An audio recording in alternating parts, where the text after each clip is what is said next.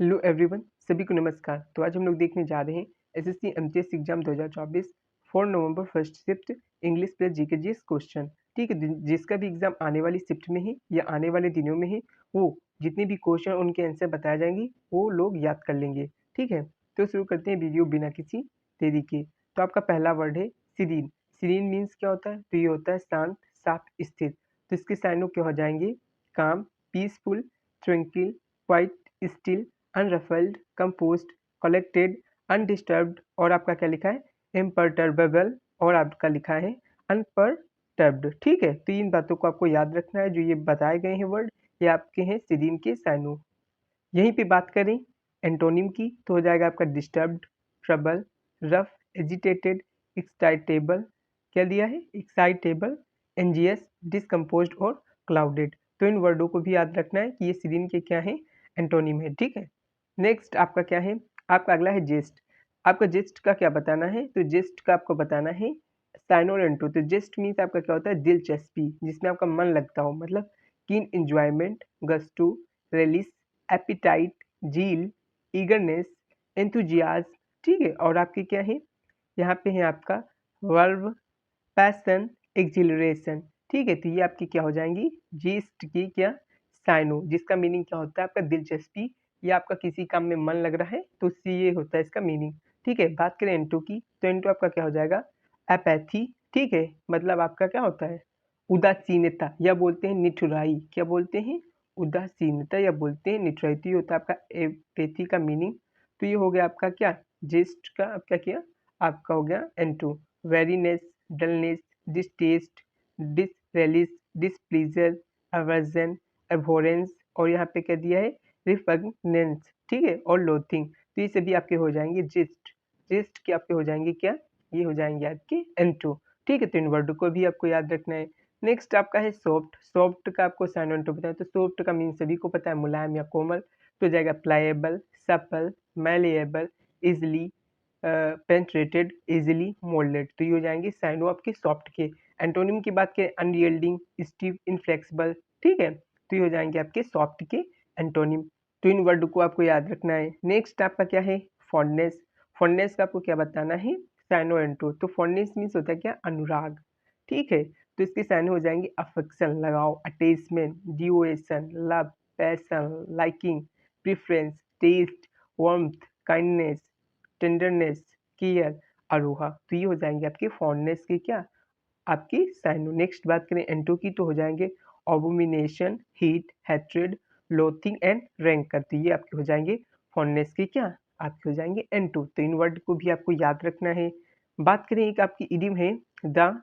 Idiom आपका क्या है? Break into tears. तो इसका मीनिंग क्या होता है? तो इसका मीनिंग होता है सडनली स्टार्ट क्राइंग। अचानक से क्या कर दिया आप लोग? चिल्लाना या रोना स्टार्ट कर दिया। तो ये होता है आपका ब्रेक इनटू टीयर्स का मीनिंग। ठीक है, नेक्स्ट हम देखने वाले हैं वन वर्ड सब्स्टिट्यूशन से। जैसे आपका क्या है? आपका है यहाँ पे वन वर्ड क्या? Someone who leaves their own country to live in another country.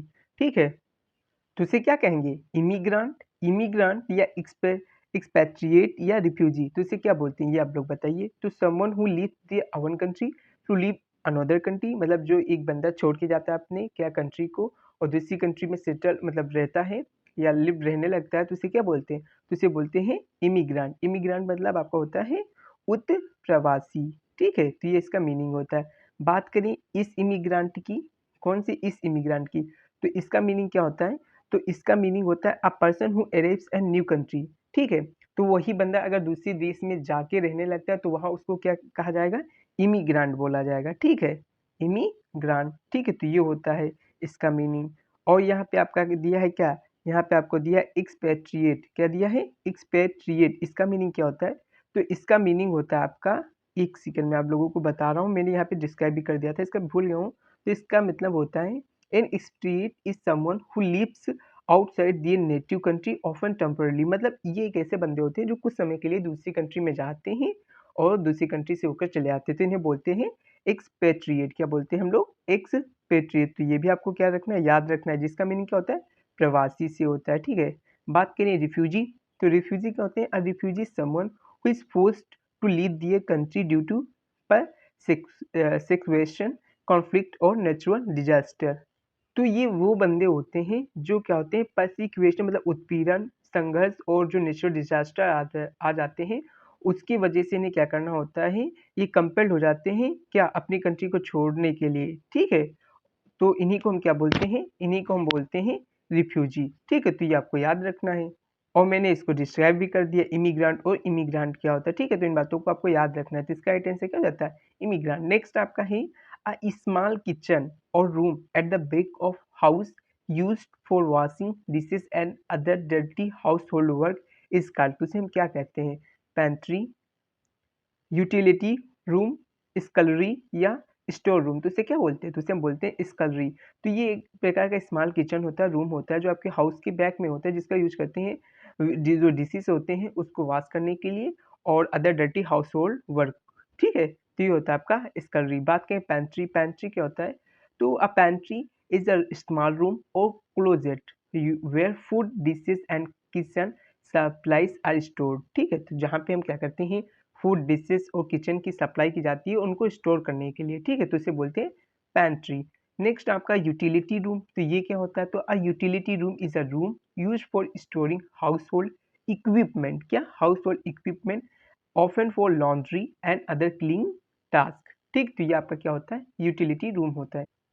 Next आपका स्कलरी, इसके मीनिंग तो बता दिया है और आपका अगला क्या है? Store room. तो store room is a place where items are stored not specifically for kitchen और क्लीनिंग टास्क, ठीक है? तो स्टोर रूम में जरूरी नहीं है आपकी क्या होनी चाहिए किचन से रिलेटेड या क्लीनिंग टास्क के लिए ही आपका क्या होना चाहिए, कुछ वस्तुएं आइटम को स्टोर रखने की जो आवश्यकता होती है, ऐसा कुछ नहीं होता। मतलब स्टोर रूम में आप कुछ भी स्टोर कर सकते हैं, तो इसी को बोलते हैं हम स्टोर रूम, ठीक है? जहाँ पे हम क्या करते हैं, आइटम्स को स्टोर करते हैं। तो ये होता है आपका स्टोर रूम का मीनिंग। नेक्स्ट हम देखने वाले हैं इडियम्स एंड फ्रेजेस से रिलेटेड कुछ क्वेश्चन, जैसे आपका है what does the idiom a baker's dozen mean.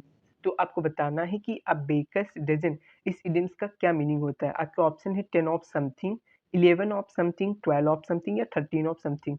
तो जो आपका अ बेकर्स डजन है, इस जो प्रोवर्ब है, इसका जो मीनिंग होता है वो आपका होता है 13 ऑफ समथिंग, किसी का 13, ठीक है? किसी में से आपका 13। तो ये होता है आपका क्या? आपका होता है क्या? अबो अबेकस डजन का मीनिंग। नेक्स्ट आपका है what does the idiom catch someone's eye, इसका मीनिंग बताना है। तो कैच समवन्स आई, इसका क्या मीनिंग होता है? तो आपका ऑप्शन है to ignore someone, to look away from someone, to get someone's attention या टू कंफ्यूज समवन। तो इसका मीनिंग होता है टू गेट समवन्स अटेंशन। तो ये इसका राइट मीनिंग हो जाएगा, ठीक है? तो इसका राइट आंसर हो जाएगा आपका ऑप्शन सी। नेक्स्ट आपको बताना है choose the correctly spelled word. यहाँ पे आपको 4 ऑप्शन दिए गए। इसमें आपका कैथेड्रल का क्या है, राइट स्पेलिंग बताना है कि किस ऑप्शन में लिखी हुई है। फर्स्ट ऑप्शन में, सेकंड ऑप्शन में, थर्ड ऑप्शन में या फोर्थ ऑप्शन में। तो आपके कैथेड्रल की राइट स्पेलिंग क्या होती है? तो वो आपकी होती है CATHEDRAL। तो ये किसमें? कैथेड्रल। तो कैथेड्रल आपका मिल जाएगा किस ऑप्शन में? CATHEDRAL, option C. तो इसका राइट आंसर क्या हो जाएगा? Option C. इसका मीनिंग क्या होता है? तो इसका मीनिंग होता है a large church that is the most important one in a district, ठीक है? तो ये क्या होता है? एक बड़ा सा एक चर्च होता है, उसी को बोलते हैं कैथेड्रल, ठीक है? नेक्स्ट आपका अगला क्या है? Choose the correctly spelled word. तो यहाँ पे आपको 4 ऑप्शन दिए हैं, बताना है सक्सीड की राइट स्पेलिंग किस ऑप्शन में है। ऑप्शन फर्स्ट में, सेकंड में, थर्ड में या फोर्थ में। तो सभी को आता होगा सक्सीड की स्पेलिंग क्या होती है? SUCCEED होता है। तो किस ऑप्शन में? तो आपकी है ऑप्शन बी में। तो इसका राइट आंसर हो जाएगा आपका ऑप्शन बी, जिसका मीनिंग क्या होता है? सफल होना, मतलब what you to manage to achieve what you want to do well, ठीक? तो ये इसका मीनिंग होता है, या बोल दीजिए हिंदी में सफल होना होता है। नेक्स्ट आपका कुछ हमने जो आपको शुरुआत में कुछ आपको वर्ड बताए थे, उसके साइन और एंटो बताए थे, तो उससे रिलेटेड कुछ एमसीक्यूज हैं, ये कर लेंगे। फिर हम लोग कुछ देखेंगे क्या जीके के क्वेश्चन, ठीक है? जैसे आपका choose the correct antonym for Syrian. Syrian का आपको मीनिंग बताना है, उसका एंटो बताना है। तो आपका ऑप्शन है काम, पीसफुल, एजिटेटेड या ट्रैंक्विल। तो इसका मीनिंग होता है शांत। तो काम, पीसफुल और ट्रैंक्विल, ये तो इसके साइन हो जाएंगे। एंटोनिम की बात करें तो एजिटेटेड हो जाएगा, जिसका मीनिंग होता है उत्तेजित करना, ठीक है? तो इसका राइट आंसर हो जाएगा। नेक्स्ट आपका है जेस्ट। जेस्ट का आपको क्या बताना है? आपको बताना है एंटोनिम। आपके ऑप्शन इंथुजियाज्म, एक्साइटमेंट, अपेथी या एनर्जी। तो जेस्ट, जेस्ट मीन्स क्या होता था? तो आपका जो जेस्ट है, इसका मीनिंग बताया था आपका दिलचस्पी, ठीक है? दिलचस्पी, दिलचस्पी। तो इसका जो आपका एंथुजियास्ट, एक्साइटमेंट, एनर्जी, ये तो इसी के साइन हो जाएंगे। और इंटो की बात करें तो अपेथी, जिसका मीनिंग क्या था, उदासीनता, ठीक है, या आप बोल सकते हैं कोई उसके ऊपर हाव भाव है ही नहीं, ठीक है। तो ये इसका राइट आंसर हो जाएगा। नेक्स्ट आपका अगला क्या है, आपका अगला है choose the correct antonym for soft. Soft का एंटो बताना, तो जेंटल, स्मूथ, हार्ड या माइल्ड। तो इसका एंटो क्या हो जाएगा, तो सॉफ्ट मीन्स मुलायम, इसका एंटो हो जाएगा आपका हार्ड, ठीक है, कठोर, या आप बोल सकते हैं अनयील्डिंग, ठीक है। तो ये हो जाएंगे इसके क्या एंटोनिम। नेक्स्ट आपका अगला है, बताना choose the correct synonym for fondness. Fondness का आपको बताना है। सैनो आपके ऑप्शन है इंडिफरेंस, अफेक्शन, डिसलाइक या हैट्रेड। तो फॉन्डनेस में शौकीन होता है, या बोल सकते हैं प्यार होता है, या लगाव होता है, अफेक्शन होता है। तो इसका साइनो क्या हो जाएगा, तो इसका साइन हो जाएगा ऑप्शन बी, अफेक्शन, ठीक है। नेक्स्ट आपका अगला क्या है, तो आपका अगला है फास्टिडियस। इसके कुछ एंटो और साइनो है, इसके बारे में देख लेते हैं। तो फास्टिडियस मीन्स होता है कठिनता से तृप्त होने वाला, जो आसानी से खुश ना होता हो, जो गुस्सा हो जाता हो तो उसे बहुत क्या करना पड़ता हो, बहुत मेहनत करनी पड़ती है उसको खुश करने के लिए। तो इस प्रकार के जो व्यक्ति होते हैं उन्हें हम बोलते हैं फास्टिडियस, ठीक है। तो इसके साइनो क्या हो जाएंगे, इसके साइनो हो जाएंगे पर्सनिकेटी, फसी, फिनिकी, ठीक है। और आपका क्या है, पंक्टिलियस, चूजी, डिफिकल्ट टू प्लीज, ठीक, जो आसानी से क्या ना हो, प्रसन्न होता हो, dainty, nice, over nice and फ्रीजी। तो ये होते हैं आपकी फास्टिडियस के साइनो। एंड टू की बात करें, अनफास्टिडियस, अनरिफाइंड, अनटाइडी एंड अफेवेबल। अफेबल, तो ये आपके क्या हो जाएंगे, फास्टिडियस के एंटो हो जाएंगे। तो इनको भी आपको याद रखना है, ठीक है। नेक्स्ट आपका अगला क्या है, तो अब हम लोग देखने वाले हैं कुछ जीके जीएस से रिलेटेड क्वेश्चन। जैसे आपसे पूछ लिया जाए जानकी प्रसाद कथक के किस घराने से संबंधित हैं, तो ये आपकी कथक के बनारस घराने से संबंधित है। इंग्लिश में बात करें तो जानकी प्रसाद बिलोंग्स टू विच घराना ऑफ कथक, तो हो जाएगा बनारस घराना। नेक्स्ट आपका है अनफिस्ट अनफिनिश्ड किस अभिनेत्री की आत्मकथा का नाम है, तो वो है प्रियंका चोपड़ा जी जो है अभिनेत्री, इनकी ये क्या है, आपकी आत्मकथा का नाम है अनफिनिश्ड। इंग्लिश में बात करें तो unfinished is the name of which actress autobiography, तो इसका राइट आंसर हो जाएगा प्रियंका चोपड़ा। नेक्स्ट आपका अगला क्या है, 1998 में किस शास्त्रीय नृतक को पद्म भूषण सम्मान से सम्मानित किया गया था, तो इसका राइट आंसर हो जाएगा गुरु वेम्पति चिन्ना सत्यम, जो क्या है कुचिपुड़ी जो शास्त्रीय नृत्य जो आंध्र प्रदेश का शास्त्रीय नृत्य है उसके ये क्या है प्रसिद्ध नृतक है, और इनको 1998 में क्या मिला था, इन्हें मिला था पद्म भूषण सम्मान। इंग्लिश में बात करें तो which classical dancer was awarded the Padma Bhushan in 1998, तो इसका राइट आंसर हो जाएगा गुरु वेम्पति चिन्ना सत्यम, ठीक है। नेक्स्ट आपका है सितारा देवी किस शास्त्रीय नृत्य से जुड़ी है, तो इसका राइट आंसर हो जाएगा कथक। इंग्लिश में बात करें Sitara Devi associated with which classical dance, right answer हो जाएगा आपका कथक। नेक्स्ट है निम्नलिखित में से कौन सा गढ़ या दुर्ग है, दुर्ग के बिना एकमात्र क्या है, आपका हड़प्पा जो सिंधु घाटी सभ्यता का एक शहर है, तो कौन सा है वो है आपका चनहुद्रू। चनहुद्रू सिंधु घाटी सभ्यता का एकमात्र ऐसा शहर है जिसमें आपके गढ़ नहीं है, ठीक है। तो चनहुद्रू सिंधु नदी के किनारे क्या है, एक बसा हुआ शहर है। यह वर्तमान में पाकिस्तान के सिंध प्रांत के मोहनजोदड़ो के पास स्थित है। साल 1931 में एनजी मजूमदार ने इसकी क्या की थी, खुदाई की थी। किसने की थी, मजूमदार ने की थी, 1931 में की थी। वर्तमान में ये कहाँ पे, सिंध प्रांत के मोहनजोदड़ो में स्थित है, ठीक है। चनहुद्रो में मोतियों का कारखाना मिला था, तो यहाँ क्या मिला था, मोतियों का कारखाना, और यहाँ पे मानव बलि के साक्ष्य भी मिले थे। तो ये था आपका चनहुद्रो जो क्या है बिना गढ़ के क्या है, एक सिंधु घाटी सभ्यता का एक शहर है। इंग्लिश में बात करें तो which of the following was the only city without the citadel, तो इसका राइट आंसर हो जाएगा Chanhudaro was the only city of the Indus valley civilisation that did not have a citadel. Chanhudaro was situated on the banks of Indus river. It is currently located near Mohenjodaro in Sindh province of Pakistan. In the year of 1931, N G Majumdar, यहाँ पे S नहीं होगा जी होगा, ठीक है। N G Majumdar has excavated it, a pearl factory has been founded in Chanhudaro. तो चनहुद्रो में क्या मिला था, अ पर्ल फैक्ट्री मिली थी, ठीक है। Evidence of human sacrifice has also been found here. तो इन बातों को भी आपको याद रखना है। नेक्स्ट आपका क्या है, आपका अगला है सीखो कमाओ योजना किस राज्य सरकार की एक योजना है, तो सीखो कमाओ योजना ये मध्य प्रदेश सरकार की क्या है, एक योजना है। इंग्लिश में बात करें तो सीखो कमाओ scheme is a scheme of which government, तो हो जाएगा एमपी गवर्नमेंट, ठीक है, मध्य प्रदेश। नेक्स्ट आपका है 2021 आईसीसी टी20 वर्ल्ड कप फाइनल में ऑस्ट्रेलिया ने न्यूजीलैंड को कितने विकेट से हराया था, तो 8 विकेट से हराया था। क्वेश्चन इंग्लिश में बात करें तो by how many wickets did Australia beat New Zealand in 2021 ICC 20 T20 world cup, तो हो जाएगा इसका राइट आंसर 8 विकेट से। ठीक है, नेक्स्ट आपका है आयरन की कमी से कौन सा रोग होता है? तो आयरन की कमी से एनीमिया रोग होता है। इसकी कम आपके एनीमिया रोग में क्या होता है, आपको थकान महसूस होती है, ठीक है, आपको क्या होती है, टेंशन ज़्यादा होती है, तो ये सब होता है, आपका सिर पीला होने लगता है, तो ये कुछ इसके लक्षण भी होते हैं। इंग्लिश में बात करें तो which disease is caused by iron, ठीक है, डिफिशियंसी, तो इसका राइट आंसर हो जाएगा आयरन डिफिशियंसी केजेस एनीमिया, तो इसका राइट आंसर हो जाएगा। नेक्स्ट आपका है किस राज्य की शहरीकरण जनसंख्या प्रतिशत सबसे अधिक है? तो इसका राइट आंसर हो जाएगा Goa. Which state has the highest percentage of urbanised population? तो राइट आंसर हो जाएगा गोवा। यहाँ पे प्रतिशत की बात की जा रही है, लेकिन अगर सबसे अधिक शहरीकरण जनसंख्या पूछ लिया जाए तो वो है तमिलनाडु, लेकिन प्रतिशत में आपका गोवा ही है। नेक्स्ट आपका अगला क्या है? आपका अगला है हिंदू धर्म के 16 संस्करणों में से 10वां संस्करण क्या है? तो वो है आपका उपनयन संस्करण। ठीक है, क्या है आपका? उपनयन संस्कार। ठीक है, संस्कार नहीं, यहाँ पे गलत बोल दिया हमने, संस्कार नहीं लिखा है, संस्कार होते हैं ना। तो हिंदू धर्म में जो 16 संस्कार है उनमें से जो 10वां संस्कार है उसे क्या कहते हैं? तो उसे हम बोलते हैं उपनयन संस्कार। ठीक है, जिसे जनेऊ संस्कार भी कहते हैं। ठीक है, तो ये हो गया क्वेश्चन। इंग्लिश में बात करें, it dot dot it the 10th संस्कार अमंग द 16 संस्कार ऑफ हिंदू रिलीजन, तो वो आपका हो जाएगा उपनयन संस्कार। ठीक है, तो उपनयन संस्कार इज द 10th संस्कार अमंग द 16 संस्कार ऑफ हिंदू रिलीजन। नेक्स्ट आपका है जनवरी 2023 तक सिक्किम के राज्यपाल कौन थे? तो वो थे आपके गंगा प्रसाद। इंग्लिश में बात करें, who was the governor of Sikkim till January 2023? तो राइट आंसर हो जाएगा गंगा प्रसाद।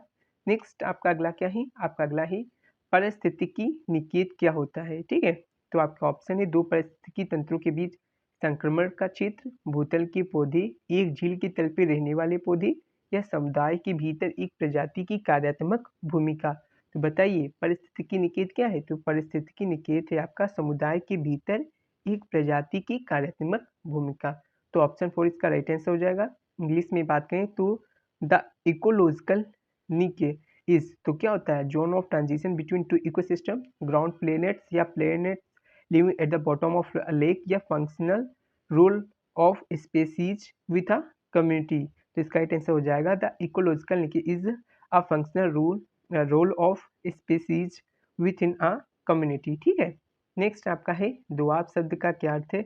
ऑप्शन है दो पर्वतों के बीच का एक भूम, दो झीलों के बीच का एक भूम, दो नदियों के बीच का एक भूम, या दो समुद्रों के बीच का एक भूम। तो इसका राइट आंसर हो जाएगा दो नदियों के बीच की जो भूमि होती है उसे बोलते हैं दोआब। ठीक है, इंग्लिश में बात करें तो द टर्म दोआब मीन्स, आपका ऑप्शन है a land between two mountains, a land between two lakes, a land between two rivers, या a land between two seas. तो इसका राइट आंसर क्या हो जाएगा? इसका राइट आंसर हो जाएगा option third, a land between two rivers known as Doab. ठीक है, नेक्स्ट आपका अगला है संविधान के निर्माण के समय इसमें कितने अनुच्छेद थे? तो सभी को पता होगा 395 अनुच्छेद थे, आपकी 8 अनुसूचियां थी, 22 भाग थे। ठीक है, इसी का इंग्लिश में बात करें तो how many articles were there in the constitution at the time of its making? तो आपके 395 आपके आर्टिकल थे, आपकी 8 आपकी क्या थी, शेड्यूल थी।